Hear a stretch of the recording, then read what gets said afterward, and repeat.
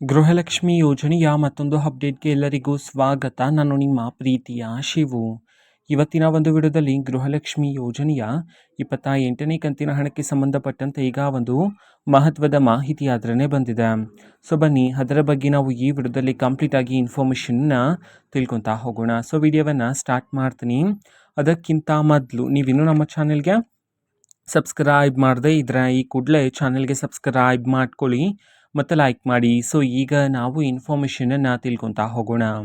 So ನೋಡಿ, ಇವತ್ತು ಅಂತಂದರೆ ದಿನಾಂಕ 15/3/2026. ಇವತ್ತು ಗೃಹಲಕ್ಷ್ಮಿ ಯೋಜನೆಯ 28ನೇ ಕಂತಿನ ಹಣವನ್ನು ಬಿಡುಗಡೆ ಮಾಡಲಾಗ್ತಿದೆ ಅಂತ ಹೇಳಿ ಈಗ ಮಾಹಿತಿಯನ್ನಾದರೆ ತಿಳಿಸಿರ್ತಕ್ಕಂಥದ್ದು.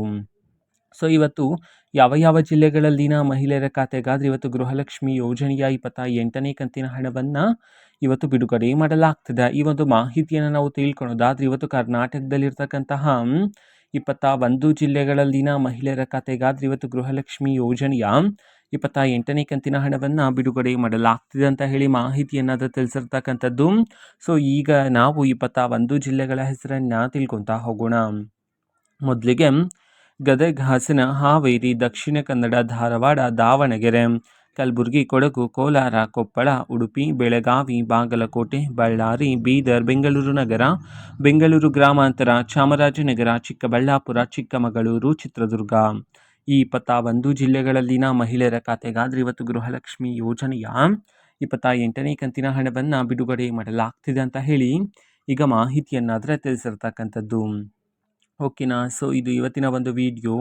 ಸೊ ಇದೇ ರೀತಿ ಗೃಹಲಕ್ಷ್ಮಿ ಅನ್ನೋ ಭಾಗ್ಯ, ಶಕ್ತಿ ಯೋಜನೆ, ಯುವ ನಿಧಿ, ಗೃಹ ಜ್ಯೋತಿ, ಕಾಂಗ್ರೆಸ್ನ ಎಲ್ಲ ಯೋಜನೆಗಳಿಗೆ ಸಂಬಂಧಪಟ್ಟಂತೆ ಇಂಪಾರ್ಟೆಂಟ್ ಅಪ್ಡೇಟ್ಗಳು ನಿಮಗೆ ಈ ಒಂದು ಚಾನಲಲ್ಲಿ ಇಮಿಡಿಯೇಟ್ಲಿ ಸಿಗ್ತಿರುತ್ತೆ. ಅದಕ್ಕೋಸ್ಕರ ನೀವಿನ್ನೂ ನಮ್ಮ ಚಾನೆಲ್ಗೆ ಸಬ್ಸ್ಕ್ರೈಬ್ ಮಾಡದೆ ಇದ್ರೆ ಈ ಕೂಡಲೇ ಚಾನೆಲ್ಗೆ ಸಬ್ಸ್ಕ್ರೈಬ್ ಮಾಡ್ಕೊಳ್ಳಿ.